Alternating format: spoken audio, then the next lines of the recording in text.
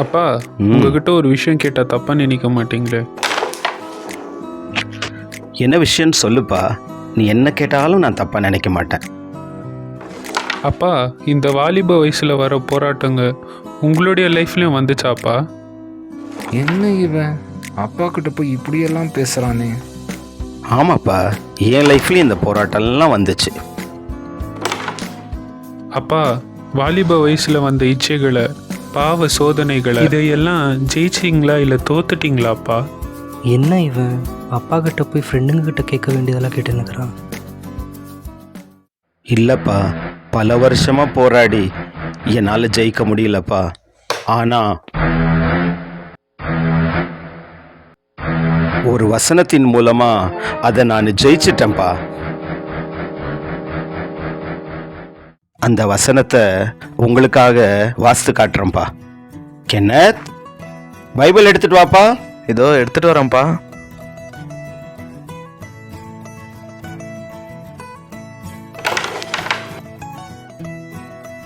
உங்களுக்காக அந்த வசனத்தை வாசிக்கிறேன், கவனமா கேளுங்க. ரோமர் 8ஆம் அதிகாரம் 2ஆம் வசனம். கிறிஸ்து இயேசுவினாலே ஜீவனுடைய ஆவியின் பிரமாணம் என்னை பாவம், மரணம் என்பவைகளின் பிரமாணத்தினின்று விடுதலை ஆக்கிற்றே. இந்த வசனத்தின் மூலமாக தான்ப்பா என் வாலிப வயசுல வந்த எல்லா போராட்டங்களையும் மேற்கொண்டேன். இந்த வசனத்தை நீ கை கொண்டா உன் வாலிப வயசுல வர போராட்டத்தை எல்லாம் மேற்கொள்ளலாம்ப்பா. சரிப்பா. அங்கிள், நானும் உங்கள்கிட்ட ஒன்று கேட்குறேன். கேளுங்க தம்பி. நம்ம எல்லாம் ஒரே சர்ச்சுக்கு தான் போகிறோம். ஆனால் இங்கே நீங்கள் ஹாப்பியாக இருக்கிற மாதிரி எங்கள் வீட்டில் இருக்கிற மாதிரி இருக்காங்க. அதுக்கு என்ன காரணம்? எந்த காரணமும் இல்லைப்பா, வசனத்தின்படி வாழ முயற்சி பண்ணிட்டு இருக்கிறோம்ப்பா. அதனால தான்ப்பா இந்த சந்தோஷம். Okay uncle. அங்கிள், இந்த வசனத்தின் மூலமாக நல்ல ஒரு ஆலோசனை கொடுத்தீங்க. இந்த வாலிப வயசில் எப்படி பாவத்தை மேற்கொள்றதுன்னு நீங்கள் இந்த வசனத்தின் மூலமாக சொன்னது ரொம்ப யூஸ்ஃபுல்லாக இருந்துச்சுங்க அங்கிள். தேங்க்யூ. இனி நான் உங்களை ஊழியக்காரர் என்று சொல்லுகிறதில்லை. ஊழியக்காரன் தன் எஜமான் செய்கிறதை அறிய மாட்டான். நான் உங்களை சிநேகிதர் என்றேன். அன்பான தேவனுடைய ஜனமே, ஆண்டவராகிய இயேசு கிறிஸ்து இந்த அகில உலகத்தை உருவாக்கின தெய்வமாய் இருந்தும் அவர் பார்க்கும்போது இந்த பூமியிலே தன்னுடைய சீஷர்களோடு அவர் இருந்த நாட்களிலே அவர்களை சிநேகிதர் என்று அழைக்கிறார். ஆம் பிரியமானவர்களே, அவ்வளோ பெரிய தேவன், அண்ட சராசரங்களை உருவாக்கின தேவன், அவர் இந்த பூமியில் வரும்போது தம்மோடு கூட இருக்கிற மனிதர்களை நண்பர்கள், சிநேகிதர் என்று அழைக்கிறார். அதில் எவ்வளோ ஆண்டவருக்கு ஒரு சந்தோஷம் பாருங்கள். நமக்கும் ஆண்டவர் இந்த நாளில் குடும்பங்களை கொடுத்திருக்கிறார். தகப்பன் பிள்ளை, தாய் மகள் என்கிற அந்த உறவுகள் இன்னைக்கு குடும்பத்தில் இருக்கிறது. ஆனால் சில வீடுகளில் பார்க்கும்போது அந்த பிள்ளைகள் தோளுக்கு மேலே வளர்ந்த பிறகு ஒரு நண்பர்களைப் போல அவங்ககிட்ட பழகிறதே கிடையாது. இதனால தான் நிறைய வீடுகளில் பிரச்சனைகள் உண்டாகுகிறது. ஆம் பிரியமானவர்களே, எப்போ நம்முடைய பிள்ளைகள் நம்முடைய தோளுக்கு மேலே வளர்கிறாங்களோ அப்போவே அவர்களை ஒரு நண்பர்களாக பாவித்து நாம் அவர்களோடு ஒரு நண்பர்களிடத்தில் பேசுவது போல பேசும்போது நிச்சயமாய் அவங்க வெளியில் எந்த தவறான நண்பர்களிடத்திலும் போய் தங்களுடைய காரியங்களை பகிர்ந்து கொள்ள மாட்டாங்க.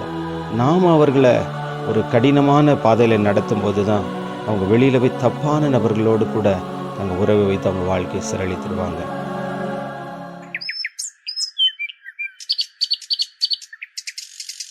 வாங்கப்பா, சீக்கிரம் சர்ச்சுக்கு டைம் ஆச்சு.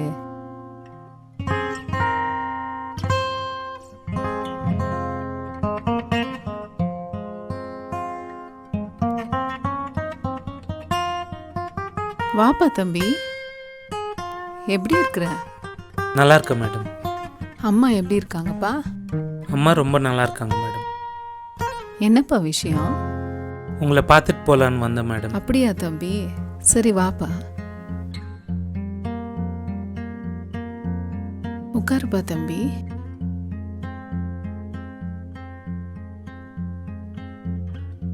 என்னப்பா விஷயம்?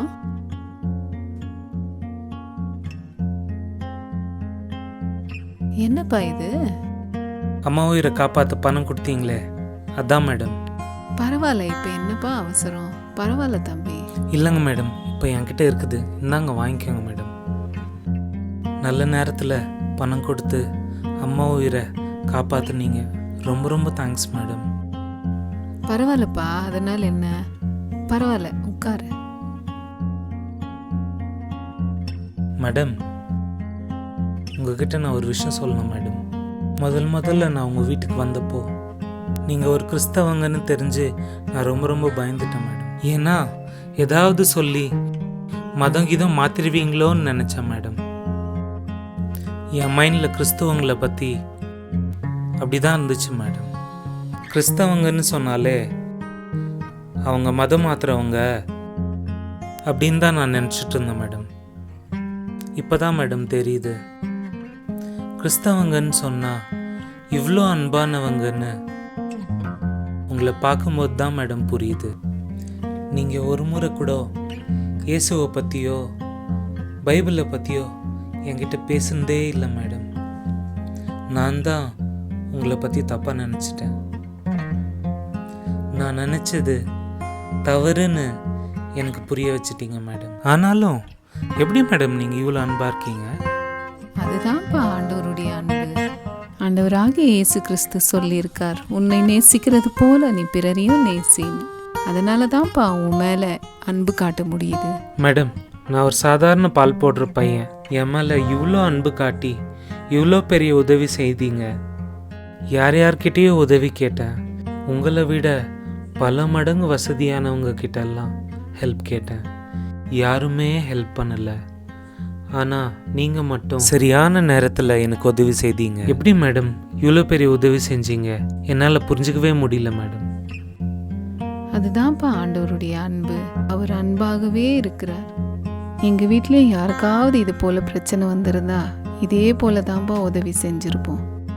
நீயும் எங்க வீட்டில் ஒருத்தன் தான்ப்பா. உன்னை எங்க வீட்டில் ஒருத்தனா தான்ப்பா நாங்க நினைக்கிறோம். நாங்களும் கொஞ்ச நாள் முன்னாடி வரைக்கும் அனாதைகளை போல அன்புக்காக ஏங்கிட்டு இருந்தோம்ப்பா.